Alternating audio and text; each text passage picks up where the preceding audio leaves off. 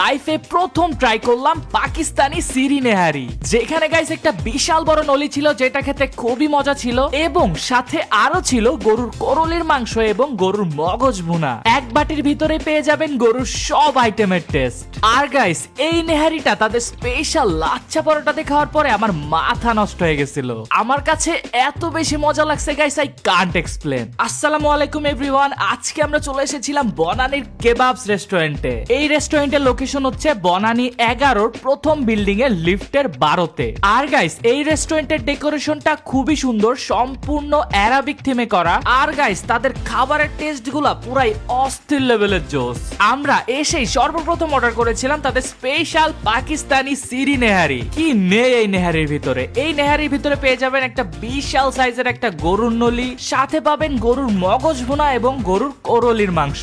আর এই নেহারির সাথে যে পরিমাণ গ্রেভি দেয় গাইস, আপনারা 2-3 জন ইজিলি খেতে পারবেন। একটু বাইট দিয়ে দেখা যাক এক্স্যাক্টলি নেহারির টেস্টটা কেমন গাইস। ওয়াও গাইস, এই নলিটা খেতে যেই রকম সফট, টেস্টটাও ঠিক তেমনই জোস। প্রচুর পরিমাণ মগজ এবং করলের মাংস ছিল, যেটা খেতে আমাদের কাছে খুবই ভালো লেগেছে। নেহারির সাথে আমরা আরো অর্ডার করেছিলাম তাদের স্পেশাল চিজ নান এবং লাচ্ছা পরোটা। স্পেশালি গাইস তাদের এই লাচ্ছা পরোটাতে খেতে এই সিরি নেহারিটা অনেক বেশি মজা লাগতেছিল। এরপরে আমরা ট্রাই করেছিলাম তাদের মুরগ মাখনওয়ালা, যেটার কোয়ান্টিটি দেখে আমি পুরাই সারপ্রাইজ। আর টেস্টটাও ছিল খুবই দারুণ, আমার কাছে বেশ ভালো লেগেছে। তারপরে ট্রাই করেছিলাম তাদের স্পাইসি ক্র্যাব মশলা, যেটাও আমার কাছে খেতে বেশ ভালো লাগছে, বাট এটা একটু স্পাইসি ছিল যার কারণে আমার মুখে ঝাল লেগে গেছিল।